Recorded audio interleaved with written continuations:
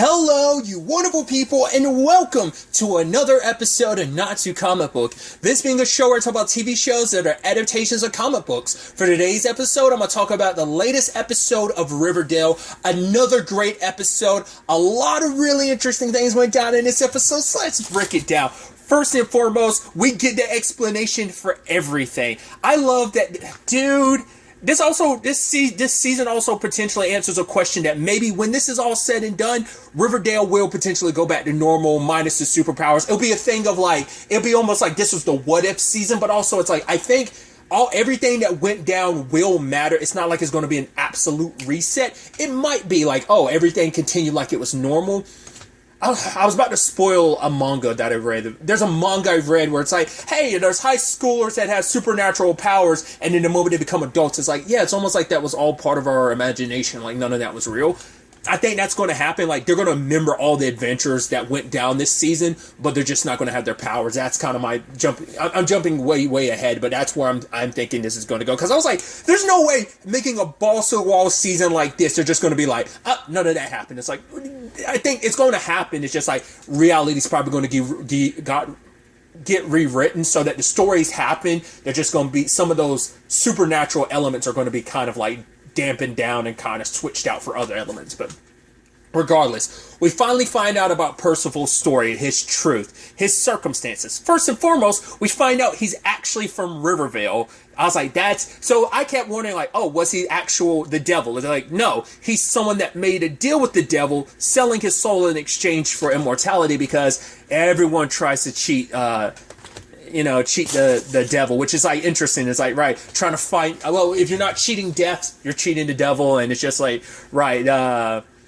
we've seen from Final Destination, death always gets what it's owed.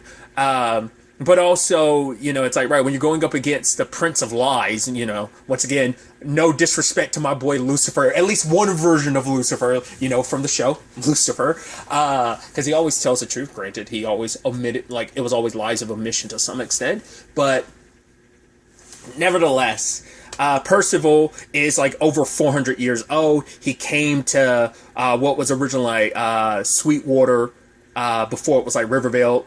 Well, before it became Rivervale, he was there with some of the founding families. And I understand, now it makes sense why he has such beef with Archie specifically. I mean, I think, Archie, the Andrews family has always been at the heart of Riverdale for so long. To some extent, they've always been kind of that good-natured, kind of heart and soul of it. And Archie's ancestor is the one who found out about what Percival was going to do, and ended up, they tried him, and they were going to leave him out in the woods to die in one of those stalks. And it's right, so you've been in that that had to take him back a couple, 2 episodes ago when he was in a stalk again. It's right, that must have taken you back. You're oh man, the good old days when I was left to die, until Mr. Cypher, the devil himself, came, because he tried to summon the devil.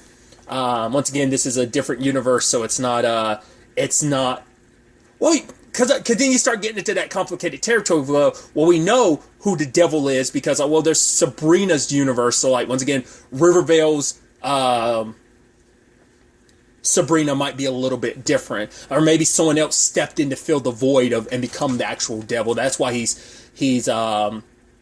Cypher. Maybe, another person filled that void. Maybe not. But it just might, maybe, in this universe, the devil isn't Sabrina's father, because you have to get around that, because we know Sabrina exists in the Rivervale universe, but that's not the actor who played the devil in Chilling Adventures of Sabrina. So, so that's where you kind of get into that territory. But once again, overthinking it, I don't care. I'm just going to kind of roll with the punches. But yeah, he gained immortality, and with everything going down, he just accidentally popped into Rivervale. That's why he has no history. That's why the Pickens family has no Percival, because he's not from this reality. He's from a different reality. So he came into this world, found people that look like the people he wanted to conquer anyway. And it's yes, Riverdale's a little, and I even love, it's a very meta joke of they're dealing with their petty squabbles and their romances and their drama. And I'm oh, you mean the show itself? I'm that was such a meta line. I love it. But yeah, he wanted to make this world his own. Like, he had went around for 400 years learning all he could around that world about all the dark arts and sorcery, came back to conquer Rivervale, but ended up in Riverdale. It's close enough. It might not be the world I came to conquer, but it's close enough. So I'll conquer this. I have a fresh start. I can blindside everybody because no one will see me coming. So there's that. At the same time this is all happening, Jughead talks to Tabitha and kind of reveals, like, right, Tabitha realized, like, oh, I don't technically time travel. I'm an angel. I guess she's just an angel with time ability, specifically. I mean, which is kind of interesting because it's like, right, because we even saw in Lucifer, everyone has their own particular abilities. Like, Lucifer could tell you your desires. Michael could tell you your fears. Amenadel would basically reflect your faith back into you, but that's that. But also, what was his main ability? He could freeze time. So maybe she's kind of like more of like an Amenadel. Because we never really got to find out what the other siblings' main powers were. It's just those three we got to really know their powers. And obviously, Azazel had her blade. Not Azazel, it was Azrael. She had her blade. Regardless, because she's an angel of death. Tensions and all that aside. So I guess that's more, my point was, I guess that's kind of like her, maybe, like as a guardian angel, that's her power. So, but Jughead figures, like, when I'm not reading people's minds, I'm basically opening a portal into their psychic space, and that's how I'm getting that. So, he's like, yeah, so my main power is I'm opening portals to, I've been using it to get into people's minds. Well, what if I've done the same thing with this other universe? So he opens up a portal to Rivervale, which Jughead, the one writing stories for Rivervale, is like, whoa, you can't be here. And it turns out, right, Jughead, once again, because that Jughead came over to get inspiration from this Jughead, but then he's like, no, you're just regurgitating stories that I wrote. Because basically when Percival left the door open, it allowed Jughead, my thought was, like, maybe, like, at the time I was like, oh, Jughead must be, like, reading the thoughts of the other Jughead from that universe. But it's like, no, well, he just opened a portal to that universe, into that Jughead's mind itself, which that portal closed the moment Riverdale's Jughead died. So the battery, as Riverdale Jughead kind of refers to Rivervale's Jughead as, it's like, right, you're a battery. He's the one writing the stories, and so kind of explaining everything. It's like, well, we'll have to look through the records, and he's like, no. If you write it to yourselves, I use that specific word. It's going to be another crisis. I'm like, yeah, using that word. I love it. It makes sense, but it's also like, right, of course you're going to use that word. Clashing of the universes, yet again. But like I was bringing up earlier, I love everything coming full circle. The beginning of this series was about Riverdale bleeding over into Rivervale, and basically the entire time, ever since episode 5, things have been bleeding over the other way. Like, that's where the superpowers came into play. That's where Percival came into play, because Rivervale has been the... I love that distinction, too, because technically Rivervale is where all the supernatural shit in the, like, Archie comics is like, right, each comic's its own thing. So you could be like, Riverdale's the more, like, weird yet grounded world. Rivervale's the world where, like, everything supernatural and crazy that exists in maybe the Archie comics could technically exist.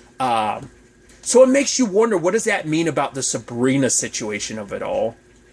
I mean, I'm assuming that side of things still exists even in Riverdale, but it makes you wonder, did Rivervale just kind of make that more possible?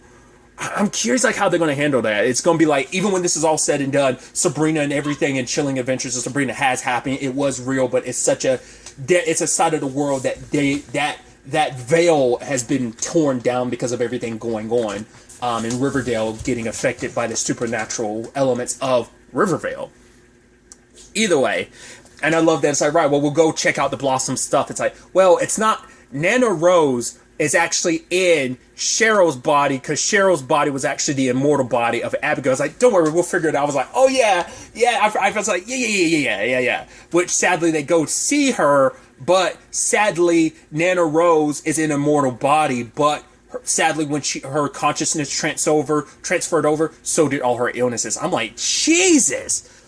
This is kind of like back to back, like, kind of, let's just, it kind of makes me think of like the Mighty Thor storyline for Jane in the comics. Being very careful about that. Every time she became Thor, she basically, her radiation treatments would basically evaporate from her body and she'd be dying from cancer again, right? It's almost like that. It's like, Jesus, like, despite everything, you transferred your consciousnesses, your illnesses went with you. Because at least it's like because some vampire stuff will be like, right, once you become a vampire, at least in the Buffy Angel universe, that was kind of the explanation of, like, you would basically pause whatever illness you had. So if you were dying of cancer before you became a vampire, being a vampire cured that, but the moment you become human again, you start dying from cancer again. So it's kind of sad that despite all that, it was supposed to be your immortality, and you're kind of stuck like this forever because you can't really die. So you're kind of stuck like that. Can't even read her mind because, like, the comics and stuff in her mind, which I love the whole, like, Rosie was like the comic front, but it's like the pages are like full of holes and riddled and falling apart. So, but it turns out our what's happening in Riverdale is because the other Jughead in Rivervale, the one that's unaware of everything going on, that Jughead wrote a comic, and that storyline is bleeding into their world, which includes Percival, which includes the superpowers. And I love that they're like, yeah, why these powers specifically? And he's like, well, they're extensions of everyone's personalities. I was like, yes, I love that. And I figured that had to be the case. Once again, I use this as an example. I'm not saying that it's the only thing that's ever done it, but it's been the prime example I've always extrapolated it from was Misfits. Once again, Misfits is a show which I, once again, will highly recommend. It's a pretty breezy watch. Like, every season's like, 6 to 8 episodes. 8's the most episodes in the season, and right for 5 seasons. I mean, it's a British show. British shows rarely run that long episode-wise or season-wise. But regardless, basically everyone's powers are kind of an extension of who they are, kind of their fears, their hopes, or just like certain aspects of their personalities. And I pretty much extrapolated the same thing would be possible in this, and it turns out that's exactly it. And it makes perfect sense when you kind of extrapolate everyone's personalities with their abilities. But so I love for one, Tabitha trapping Rivervale Tabitha in a time loop, which I'm like, oh, that kind of sucks. But then also them confronting Rivervale's Jughead, and he's like, oh, no, I understand. He's like, I have always believed in the multiverse before it was cool. I was like, shut up, Jughead, I love it. But then it's like, yeah, also, how does it end? Well, everyone ends up dying, and it's like, wait, what? Why would you write something so depressing? I kind of made a deal. I was like, right, you made a deal with the devil. You're not the only one. We didn't really go into it, but I guess like Veronica, well, poor Reggie in this universe, because we know he got taken by Mr. Cypher in exchange. Like, Veronica gave Reggie, so, which is, I think, an interesting thing, where it's like Veronica's helping save Reggie in Riverdale, but basically doomed him and screwed him over in Rivervale because he screwed her over, and kind of the same thing's playing out. Sadly, it doesn't have the exact same ending, but that thing's playing out the same way in that back and forth between them has just had a different end result. It's just kind of interesting. But now it's like, right, you made a deal with the devil. You can only write depressing stories. And then it's like, cool, where's Mr. Cypher now? Oh, he's playing a game of chess, the final battle. It's a literal metaphor and personification of the battle of good versus evil, because it's Mr. Cypher, the devil, and Raphael, the archangel, like duking it out. So I'm like, okay. And he loses, and Mr. Cypher comes out the winner, and I love that he saw Tabitha. He was like, oh, not you again, because she would kind of undid everything. But it's like, right, not here to start a battle, just trying to figure out. It's like, oh, Percival, that, like, swarmy bastard. He was gathering all this power and everything. Bastard slipped into another universe. That's one way to hide from me. But for him, it's like, yeah, the cosmic rules, he can't interfere in all of this. He's got to like, yeah, they can place their bets, they can hedge their bets and do all that, but at the end of the day, it is whatever the end result is the end result. So, and it's not looking good because yes, the chess match that was a personification of the final battle, the evil won. The comic book, which everything is being drawn from, ends with them losing and getting murdered by Percival. So cool. That's 2 for 2 personified examples of their story. But Jughead's like, no, that doesn't mean anything. Like, we can still change things. But turns out things are leaning heavily in Percival's favor because it turns out, well, one, they moved Pops, but that was part of the plan. Pops happened to be on top of a hellmouth, and there are certain spots around the world, and churches are built on top of them to kind of stifle that. The moment they moved Pops, this sanctuary from over that, it play right into his hands because they thought like he just wanted to destroy Pops. It's like, no, he tricked them into moving Pops. He didn't even have to do it himself. They did it for him.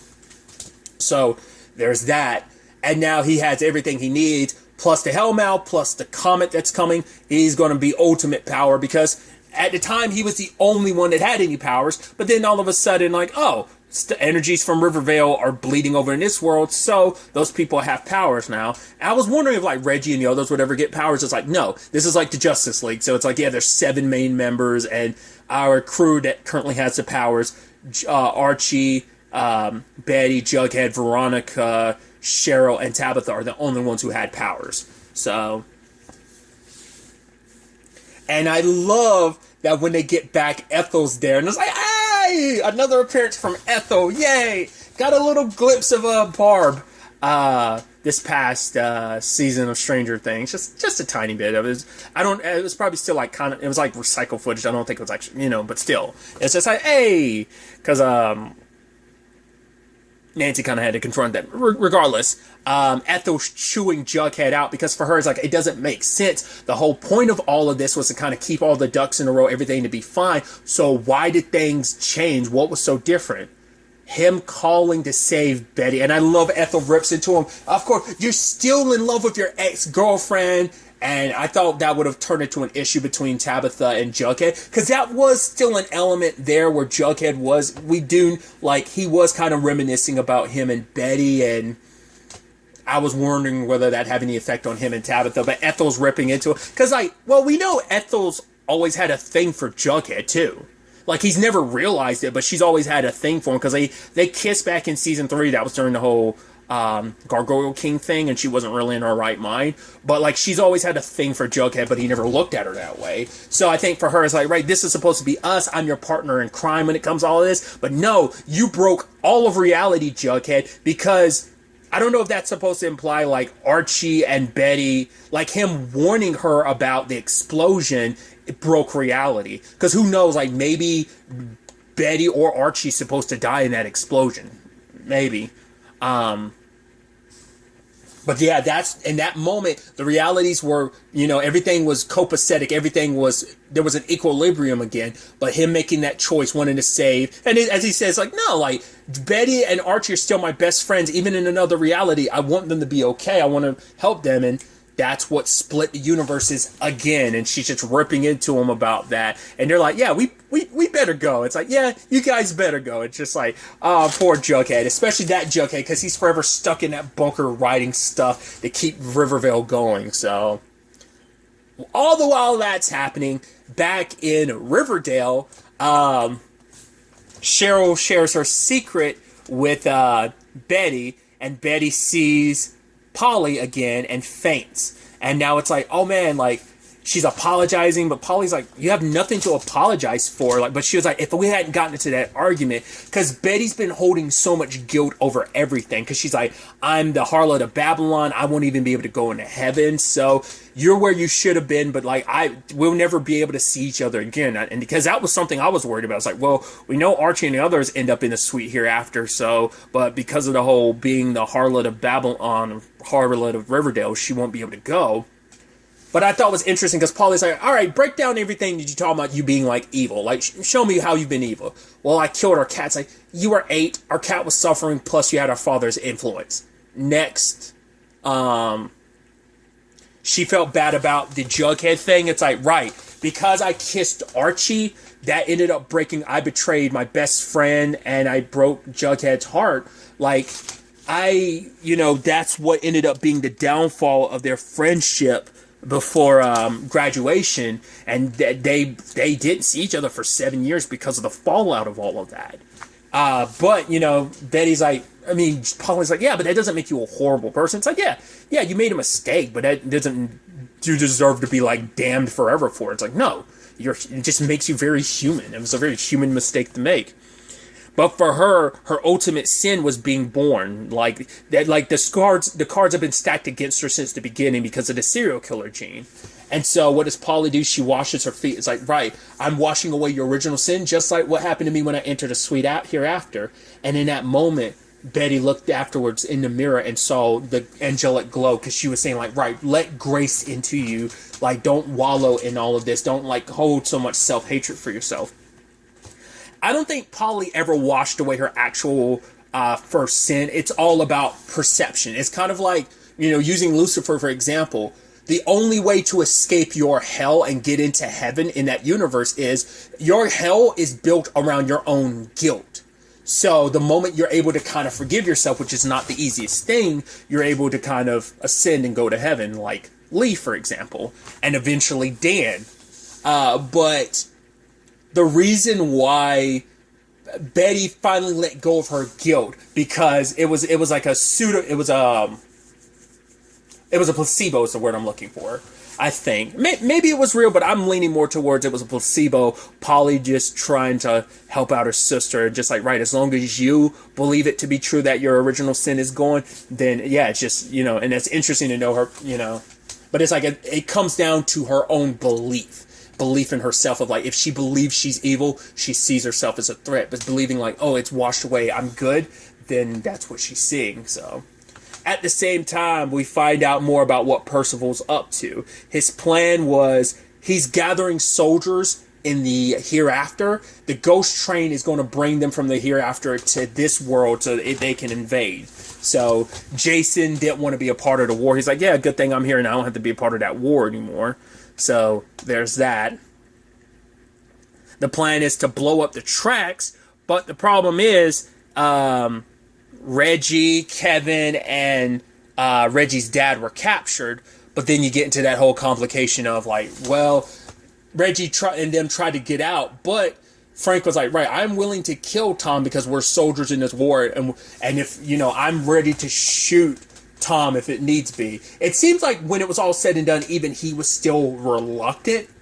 But because he was like, yeah, don't do that again, because he was actually kind of relieved when he didn't have to shoot Tom. But it was like, right, his blood would have been on your hands, and Reggie didn't want that, especially with Kevin there. It's like, man, I can't let your dad die. So, when it's all said and done, though,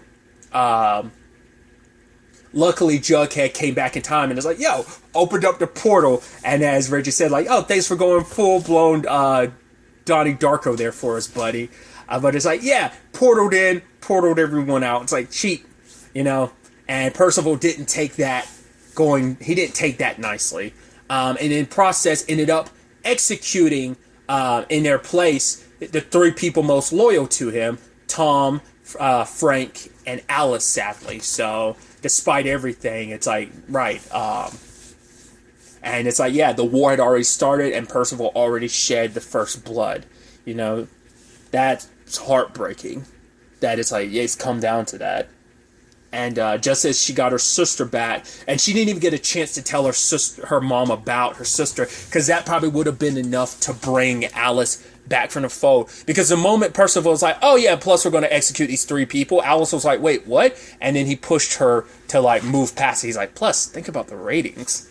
So, but it's like, yeah, also understanding why he's doing what he's doing. He's almost kind of got a Vecna thing going on that basically the world is a lie. For him, it's like, it's like, oh, like all my compatriots who wanted to start Rivervale, they wanted to talk about, like peace and equal and understanding. But he was like, no, it's all a lie. He's like, at least I'm honest with what I want. I want a place that is completely under my control, that I dictate every single thing. The sovereignty of Percival. He's like, I want that to be a place I reign supreme. It's like, yes, I might sound like a villain and maniacal and terrible, but at least I'm honest about what I want, and I'm upfront, unlike everyone else with these pleasantries and lies about the world that they're going to build and stuff like that. So this is going to be my world. So it's a lot of living in someone else's worlds. Kind of the bad guys winning to some extent. We're kind of living in that age right now. Because so many things, without spoiling it, the bad guys are kind of winning in certain regards. There's something else that ended recently. Kind of the bad guy kind of still coming out on top. There's another thing I'm currently watching where someone's like literally kind of won already. So it's all about these battles of kind of taking back the world from the said wins. So it's definitely going to be interesting to see, even knowing what they know now, like how do they... I mean, I think the easiest thing would be to get Percival to Rivervale, because I'm assuming if you can get him there, Mr. Cypher will take his soul. Granted, he has immortality, so you'd have to find some way to remove that and then get him to Rivervale, or maybe then Mr. Cypher can come over into this world and take Percival's soul. I think that's going to be the end result. They will win in the end, but once again, will this all get erased? Will they have memories of everything, the powers and everything, or will that get wiped from their minds, and it's just going to feel like all the drama, all the personal connections and the struggles, everything from like the end of season 5 till the end of season 6, it would just be your rewritten reality where everything was kind of copacetic, everything was fine, they still had their ups and downs, everything that happened still happened, just once again without the supernatural element. We'll have to wait and see. There are 2 episodes left this season. I cannot wait to see where all this ends up taking us going forward. But really, that's all I'm going to talk about. Till next time we meet, be happy, be safe, live life to the fullest, and enjoy it. Good day and goodbye.